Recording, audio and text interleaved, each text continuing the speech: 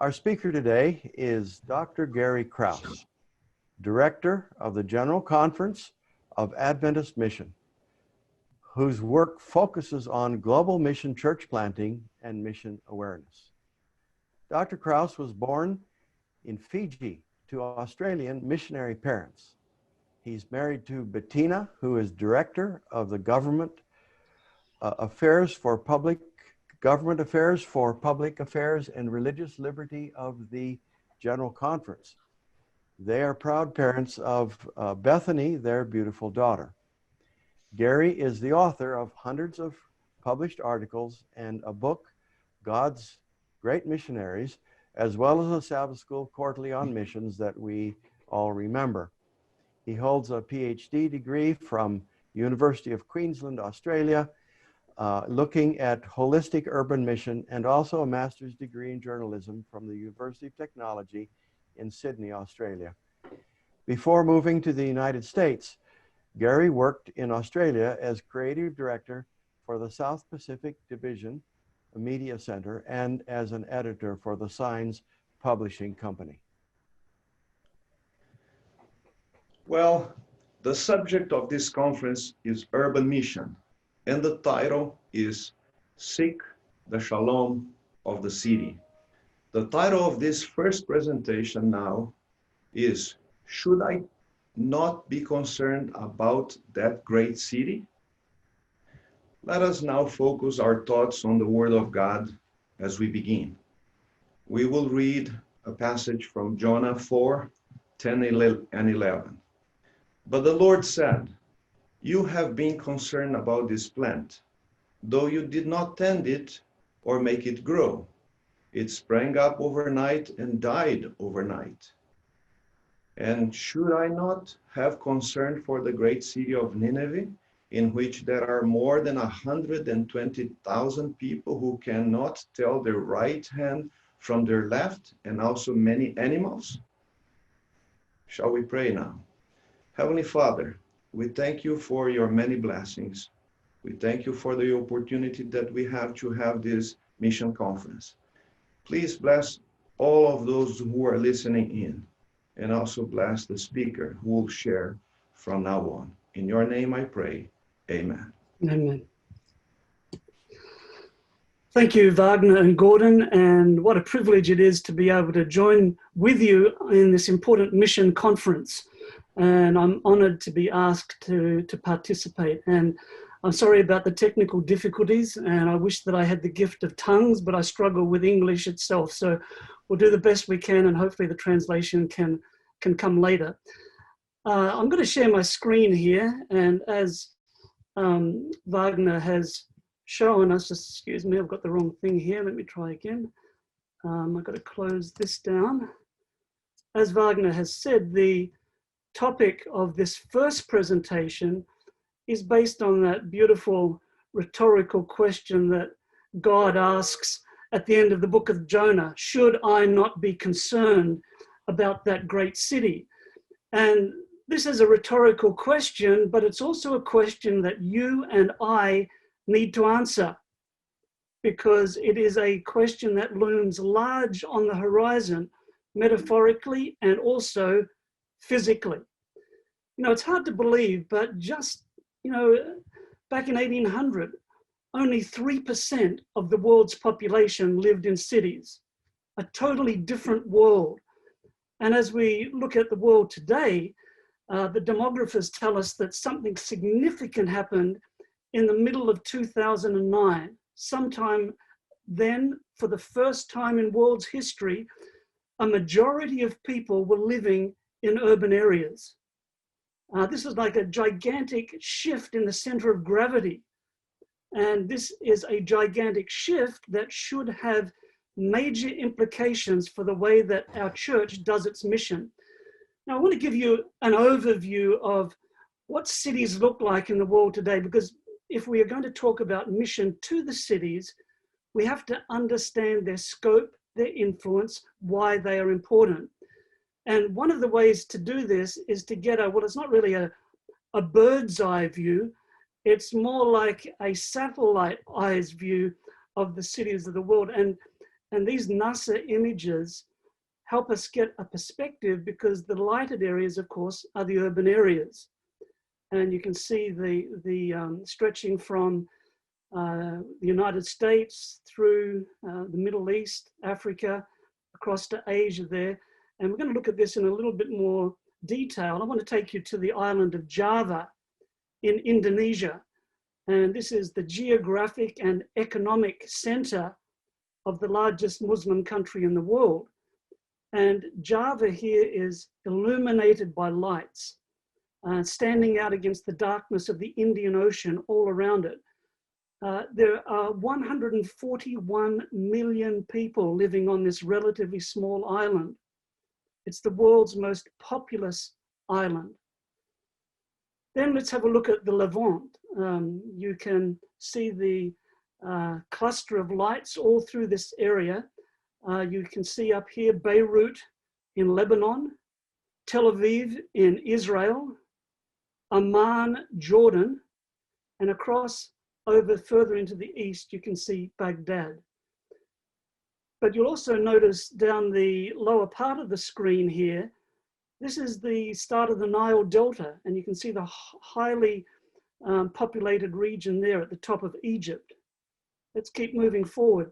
Let's go across to the Korean Peninsula, and you can see this greatly lit area here, which of course is Greater Seoul, and more than 50% of South Korea's population lives in this megalopolis.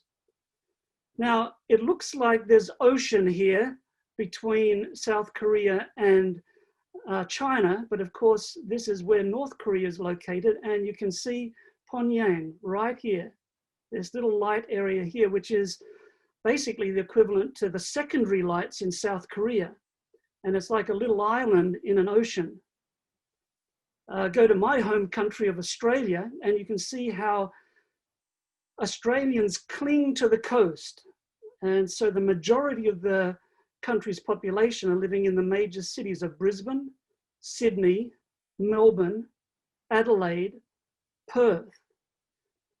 Now, when you would ask, where is the mission field in Australia? Well, obviously in the entire country, but you can see where the congregations of people are. Now, don't get too distracted by these lights through here in Western Australia, because these are not cities, these are not urban areas, they are actually bushfires. Let's cross to Western Europe. Again, a NASA picture. The boundaries of the countries have been put in, but again, you can see how the major cities stand out: Amsterdam, London, Paris, Milan, Rome, Madrid, and Lisbon. Here's another perspective a little closer in, and a few things to note here. I mentioned before the top of the Nile Delta, and you can see how cities, urban areas, make their way all the way down the Nile here in Egypt. Of course, you can see what we just looked at before in the Levant, and you can see the greatly urbanized areas of Western Europe. Up here, of course, Moscow stands out, and notice the contrast with Northern Africa, much of which is desert. Here's another perspective north of Australia, where you can see the highly urbanized area in Asia, Korea, Japan, China. Let's move to the United States, where I'm currently living, and you'll notice here how the East Coast is so strongly illuminated. That's where the majority of people in this country live. Here's a close-up of the East Coast showing the cities of Philadelphia and New York City. And you can see how New York City is spreading out, and it's actually starting to join with Philadelphia into one major city. And in fact, if you look at this band of lights stretching from Washington, DC right up here, and actually stretching down to Richmond, Virginia, this is actually a growing megalopolis. You can see Baltimore, Philadelphia, New York City, and then just off to the right is Boston. Cities cover only 3% of the Earth's surface, and yet they generate more than 80% of global GDP. So 3% of the Earth's surface generates more than 80% of the world's wealth. Back in the 1930s, an academic by the name of Lewis Mumford wrote a watershed book, and he wrote about the city. And what he says then is still so true today. He says the city, as one finds it in history, is the point of maximum concentration for the power and culture of a community. I want you to keep those two words in mind, power and culture. So let's go back to this megalopolis on the east coast of the United States, and it's been dubbed the Boss Wash megalopolis, Boston to Washington. It contains more than 50 million people. It has the world's largest economic output of any megalopolis. It takes up less than 2% of the nation's land area. Now, in this corridor are many of the powerhouses of education. Think, for example, of Harvard University, Yale University, Princeton University, MIT. These are all Ivy League institutions. Columbia University, Penn, Johns Hopkins. And we'll talk a little bit more about the significance of this, but just remember, these are all concentrated in this small area, Brown University. Then look at the economy. This area generates 20% of the country's wealth. As I mentioned, it has the largest economic output of any megalopolis in the world. Plus, it's the headquarters of major financial institutions, JP Morgan Chase, Citigroup, Fannie Mae, Goldman Sachs, Freddie Mac, Fidelity, the list goes on. It's also the headquarters of 162 of the Fortune 500 global companies. Remember what Mumford said about power and culture. It's also the center of the global hedge fund industry. What about media? Well, for those of you who are not familiar with media in the United States, it's the home of the major TV networks, ABC, NBC, CBS, NPR, Fox, Comcast, the New York Times Company, USA Today, the Washington Post, and I could add the Boston Globe and so much more. Politics, of course, home to the White House, the Capitol, and the United Nations. So we're talking about power and culture, and even something that for us may be on the periphery of our interest. There are 900 fashion companies in New York City alone. It has more fashion designers than any other city in the country. And let me tell you, what you see in the designer studios of these fashion companies is what people will be wearing tomorrow. Influence.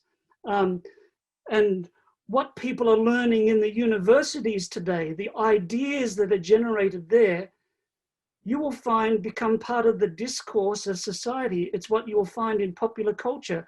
The ideas that come out of the university will be filtered through into the movies of tomorrow. Let's go across to the other coast of the United States, to Los Angeles. Now, here's a map of Los Angeles, and here's just a small section of Los Angeles, just a few square kilometers of Los Angeles. And here you have Universal Studios, you have Warner Brothers, you have Paramount Pictures, Walt Disney, 20th Century Fox, Columbia Pictures. Now, again, power and culture. Here in this city, people are making movies that go all over the world. I don't care if you're in a large city, if you're in the middle of Calcutta, or if you're in the middle of Lagos, Nigeria, you will see Hollywood movies being shown even in the most economically challenged areas. And let's not kid ourselves. These movies have influence and they have power. Let's travel up the coast a little bit to San Francisco. And this is an area known as Silicon Valley. And in Silicon Valley, again, just a small geographical urban area, you'll find the home of Twitter with 326 million people signed up. Pinterest, 367 million. The headquarters of YouTube, 2 million people signed up. Facebook, 2.6 billion people. Instagram, more than 1 billion. WhatsApp, more than 2 billion, all clustered together in this urban environment. It's also the headquarters for Google and the headquarters for Apple Inc. And the list goes on. And as I said, these are places of influence and power, and these things do not happen by accident. So it's very important to note that right in the center of this area is Stanford University. And when you look at Stanford University, it was the breeding ground for innovations in computers and technology.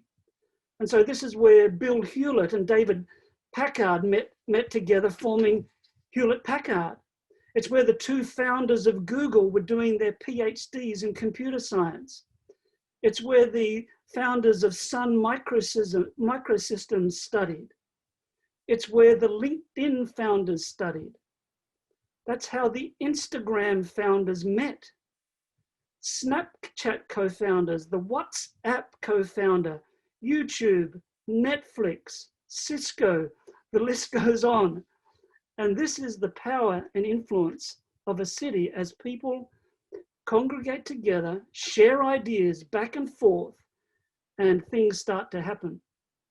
If Facebook were a country, it would be the world's most populous country. So let me recap. The reason that I've showed you these satellite pictures, the reason that I have talked so long about the power of cities is because as we look at our mission challenge, we need to understand the city. We need to know why it is important to engage with people in the city. Because if we do not engage in the city, we will have absolutely no influence in the rest of the world. I don't care if it's politics or entertainment or economics or media or education or fashion. The city is the source of influence, power, and culture. And it's interesting that as you read Ellen White's writings, you will find that often she referred to cities as centers of influence, and she couldn't have been more accurate. Let me give you a couple of illustrations of the power of cities.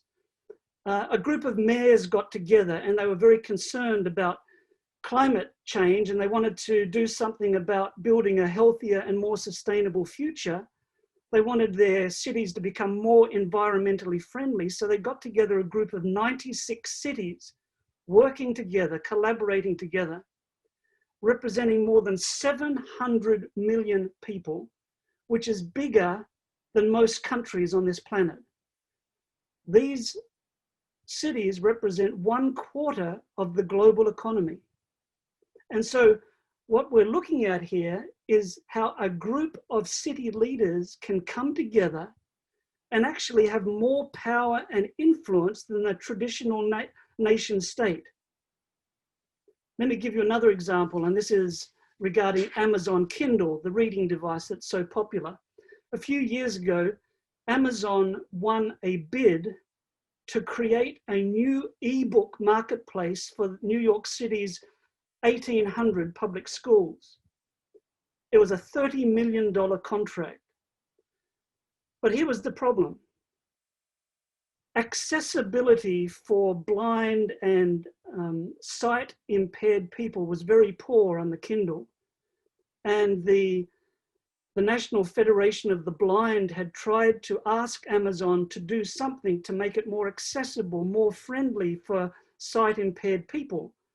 But Amazon was not interested, and I'm guessing because the bottom line was money, they didn't see it as being a good thing to worry about. However, The city of New York, with this potential $30 million contract in hand, said, unless you do something to help the sight impaired, there is no deal. That's the power of a city. So soon there was a new screen reader in Kindle for the sight impaired.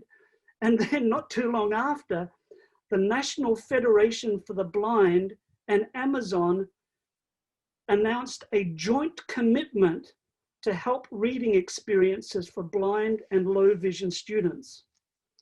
One more example, net neutrality. I don't have an opinion on this, but apparently it's the principle that internet service providers should not favor or block particular products or websites.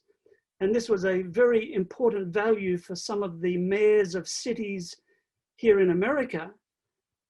So they wanted to fight the internet providers over this issue. Well, they had the power to do it. Here, one of the representatives from the New York City Mayor's office said, in New York City alone, we spend over $600 million annually to provide internet service to city employees. And so they convened a coalition with just 8 cities, committed to only purchasing from broadband providers that honor net neutrality principles. And they've now built a coalition to more than 130 cities. New York Mayor Bill de Blasio says, we will not do business with any internet service provider that does not honor net neutrality. We're going to use our economic power to force the hands of these companies. We're going to build a movement among other cities. And they can, because they have the influence, they have the power. Karen Cito says that by mid-century, there will be as many people living in cities as occupy the entire planet today. Think about that. By around 2050, if Jesus hasn't come, the amount of people living on planet Earth today will be all in cities. And here's an interesting thing. She says about 1/3 of this new urban population growth will be in just 3 countries: Nigeria, China, and India. Let's move on. Should I not be concerned about that great city? Am I concerned about urban mission? What about you? Where is it on your priority list? I'm going to share for just a few brief minutes about some of my research in urban mission. Dr. Kuhn asked me to share this because I know many of the people watching today are students. And if you're not a student, you may be planning to be a student. And anybody else, you can either switch off for 5 minutes or listen with half an ear. I chose to study at the University of Queensland in Brisbane, Australia. Why? Because I'm concerned about urban mission. As director of the Office of Global Mission, I see this as looming as our big mission challenge. So I wanted to learn more. I enrolled at the School of Historical and Philosophical Inquiry in the Studies in Religion section. And the first reason, apart from this is an important topic, was why did I choose the University of Queensland? Because it was free. As an Australian citizen, the Australian government pays for me to do my PhD, which was kind of good news. Number 2, I had very limited coursework. And because of the nature of my work and the amount of travel that I do, it just was not feasible to be able to go to the university regularly to sit in classes. And so the dominant part of the research was research, doing the dissertation. Number 3, the ranking attracted me. It was in the top 4 or 5 universities in Australia and in the top 50 around the world. That attracted me. And then finally, the location. You can see down the bottom here, Sydney, but the important thing for me was that it was 2 hours away from where my parents lived, my elderly parents lived. And so it gave me an opportunity that the few times that I went there, I was able to visit my parents as well. This is inside the School of Historical and Philosophical Inquiry, and I wanted to show you this Australian bush turkey, a wild animal walking the corridors of learning. I don't know how he or she got up the steps, but somehow managed. The way I approached my dissertation was that I looked at methodology being like a roadmap. And so the roadmap gives the general route of the research inquiry. The methods I used were like the means of transportation to help me move along that map. And then I realized you can have the best map, you can have the best GPS, you can have a guidebook, but you also need to get local knowledge. Ask the local people. And I looked at urban studies, part of the social sciences, as an important part of that. So the way it was structured, I saw my dissertation, or in Australia we call it a thesis, but the dissertation was a dialogue. It was a conversation between three components. For me, the most important component, which I wouldn't let anything else compromise, was the principles of the Bible. Then I looked at lived experience. What are we actually doing in urban mission currently in North America? And then I looked to the social sciences, particularly urban studies, for any clues and any suggestions it might give on how we can better conduct our mission. The two major questions I asked were, what should meaningful Adventist urban mission in North America look like today? And then the second question was, how could a reworked version of the center of influence concept approach fit into that picture? So my particular interest was urban mission, but more specifically, I was interested in the concept that Ellen White talks about so often, and that is urban centers of influence. Now, I like to keep things simple. Everything else in my life is complex, so I didn't need to add something more complicated. So my methodology was very simple, which I borrowed from a theologian, Richard Osmer. And he has basically four tasks. One, what is happening? Why is it happening? What should be happening? And how might we respond? And basically that is a summary of what I tried to do in my dissertation, answer those four questions. And I won't go into too much detail here, but tasks 1 and 2, what is currently happening and why? I looked at that in 3 chapters, looking at the socio-historical context, what is our current practice and self-understandings, and then I looked at some case studies in chapter 4 of actual centers of influence in North America. Task 3 was what ought to be happening, and I looked at urban studies, and then I developed in a chapter a theology of holistic urban mission, because unless we root our practice in a biblical theology, then we're going to find ourselves straying in all sorts of directions. Then finally, I answered the question, how might we respond? We know what should be happening. How can we make it happen? And so I put together what I call a practice framework for how centers of influence could operate. And basically, this is how it came out. The major principles I saw for an urban center of influence is 1, it needs to put Christ's method of ministry into practice. Number 2, it needs to consider major urban challenges, a quality of life, building community, building resilience and sustainability.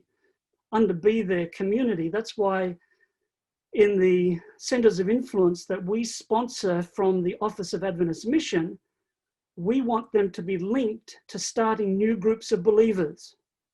We don't want them to just be community service centers, as important as they are. We want it to be building Adventist communities. Then, of course, the 4 principles that I'll talk about later that come with the theology of urban mission. What were the challenges I faced? Well, number 1 was self-motivation. It wasn't like I was back in high school where the teacher gave me assignments regularly. I had to do it myself. Second challenge was it was part-time. And those of you who have ever studied part-time know how difficult that can be, because basically you are squeezing your study into everything else that you're doing, and everything else that you are doing does not decrease. So having limited classwork was an advantage, as I said, because it allowed me more flexibility. but it was also a disadvantage because I didn't get regular feedback, overly regular feedback on how I was doing. Fourth challenge was because it was a secular university, I had to translate for not only non-Adventist Christians, but also non-believers, because in the religion studies department, there were professors of other faiths and other religions, and there was also professors who were atheists. So I had to make sure that my dissertation didn't make sense only to Adventists or to other Christians. It also had to be translated into terms that non-believers could at least understand, even if they didn't appreciate it. And let me tell you, that is a very interesting exercise. And I challenge each of you, even when you're preparing a sermon for Sabbath morning, to think, how would this sound to the ears of somebody who does not come from my background? Then balancing work with family, with the PhD. And let me assure you that when you look at your priorities, you need to make God first, merge that in with your family, your work second, and make your study last. I'm sorry to professors who are listening that this is not what you want your students to hear, but let me assure you that we need to get our priorities straight.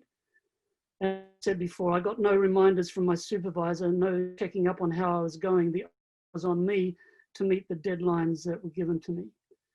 So some suggestions for those of you who are studying or thinking about studying, take them or leave them. They're just a few random thoughts. Number one, choose something directly connected to your ministry. I can't stress how important that is, because what I was doing in my ministry through Global Mission helped me with my dissertation. And what I was doing with my dissertation helped me with my ministry. Second, choose something that you're intensely interested in. You're going to live with this for a long time, so you don't want something that's going to bore you or something that you're going to lose interest in. Make sure you're something of great interest to you. 3, limit your focus. The temptation will be to investigate everything. My original plan was to look at centers of influence around the world, but my supervisor wisely counseled me to focus only on North America. Of course, the principles will be much wider, but the focus was on North America. Create blocks of time. This was a huge challenge for me because I didn't have blocks of time. I think maybe 2 or 3 times I was able to take 2 weeks off, but the rest of the time was Sundays on planes, in hotel rooms. And so you pick it up, and there were times I hadn't looked at it for 6 to 9 months. And try to pick it up, it takes you almost a week to realize where you're up to. So that's a challenge. Choose a simple methodology. Don't make it complicated. And then finally, of course, keep your personal balance and priorities. Well, we're going to finish up here for this particular first presentation, but I just want to leave you with the challenge of the cities. They're expensive in so many ways to work in. People are busy. It's hard to gain their attention. You know, if you're a global mission pioneer planting a church in a small village in Asia, you may get the entire village out to watch the Jesus film. Why? Because you're the best show in town. Go to New York City and you've got 100 other things competing for people's attention besides the fact that they tend to be much more busier in their work. There's so many distractions and attractions, and even to access people's apartments can be virtually impossible because many high rises have somebody down the front to stop people who are not residents or people who do not know somebody in the building for getting access. People are well educated. Why do I call this a challenge? Well, they're going to ask harder questions. It's going to take longer to work with these people because people are jaded in the city. They've seen everything. They've heard everything. There's nothing new under the sun for them. Number 7, our traditional methods don't work as well. I'm not saying they won't work, but you just think of the logistics of doing a public evangelistic meeting in the heart of, let me say, New York City again. The expense of renting a facility. And then how do you get people to actually physically come to your meetings. Number 8, and I'm going to leave on this one here, we just happen to like the country. It's built into our DNA as Seventh-day Adventists. We're much more comfortable in rural areas. And this is perhaps the largest challenge we face in our urban mission today. And I'm going to talk about that more in the second presentation. Thank you very much. Well, thank you very much, Dr. Krause, for your excellent presentation. We deeply regret that the translation hasn't worked. Our colleagues are working on it hard, even as we're here listening to the presentation. Dr. Kuhn, would you speak a few words in Spanish and Portuguese so that we could understand that? He's not with us, sorry. So let me just answer a couple of questions here. People are asking, where can they get recordings afterwards? And the answer is, those links will be provided. We have addresses, email addresses of everybody who registered. And another question has come, what about certificates? Well, our office worker, Daniel Duffus, has told us we can do electronic certificates. Those will be generated at the end. But now here is a substantial question for you, Dr. Krause. Let's see. I'm looking for this question. Yeah, this is from Bill Wells, who's a DMIS student. He says, in what ways did you conduct your research so as to avoid a self-confirmation bias based on your own presuppositions? Dear. Well, I kind of cheated a bit, let's be honest, because I went into my research fairly confident that Ellen White was on the right path, that she had some insight into what I was researching. So, and I declared right up front in my dissertation that I'm a Seventh-day Adventist. I'm actually employed by the Seventh-day Adventist Church. And even more than that, I'm engaged in urban mission at the moment and sitting on committees that direct funding for various projects. So I guess the things that helped keep me honest were the fact that I had to present what I was doing to groups of academics at the University of Queensland who would ask me these sorts of questions. And have you honestly looked at the evidence? And they would ask me about, you've made this statement here, what will back it up? So I think those were the sorts of things that helped. There is no such thing as objective research. Let's not kid ourselves. Nothing we do is value free. And I conducted this as a committed Seventh-day Adventist who believed in urban mission and centers of influence. So I confess, guilty as charged. I did at times look for evidence to support what I was doing. But on the other hand, you will find as you read through my dissertation, if any of you needs to have help to get to sleep at night, you will find that there are places where I am critical of the way that we have done our business as a church.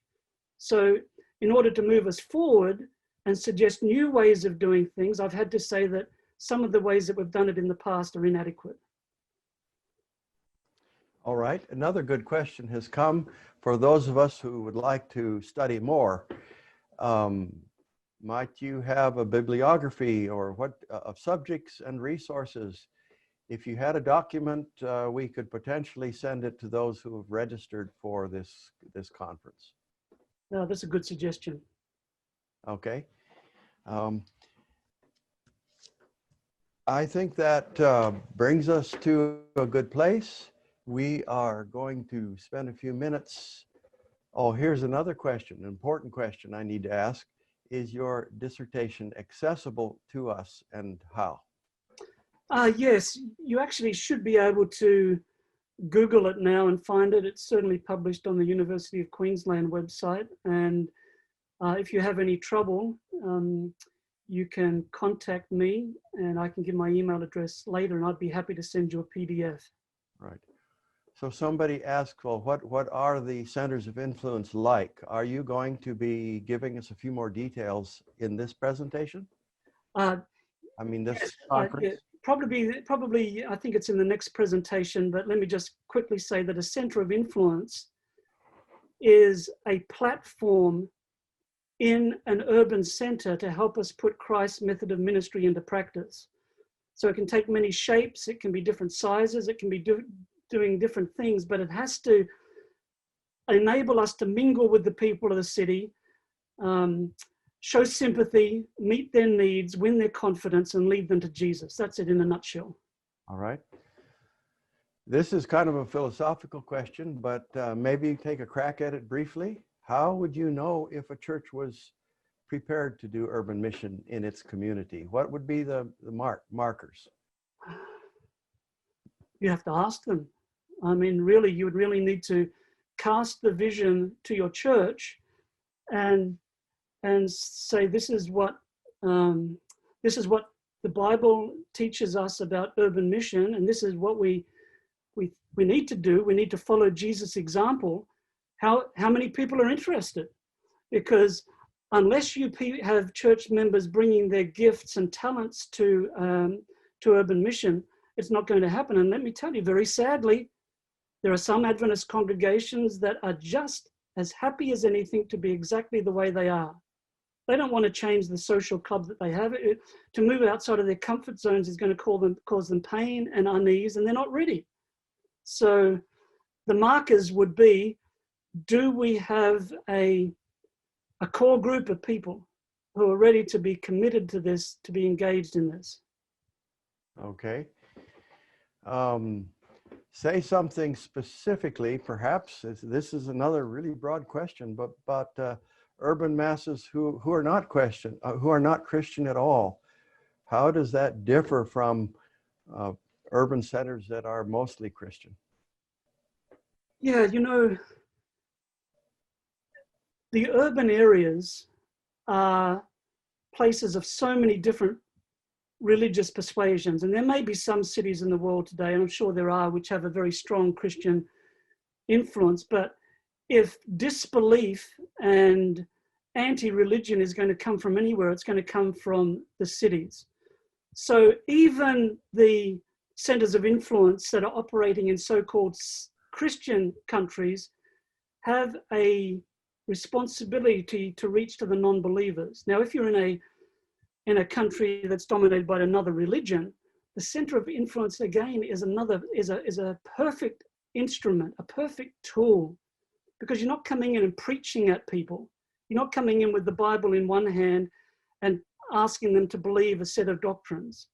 That will come in its own way, but it's putting Christ's method into practice, which will work in any context, among any worldview.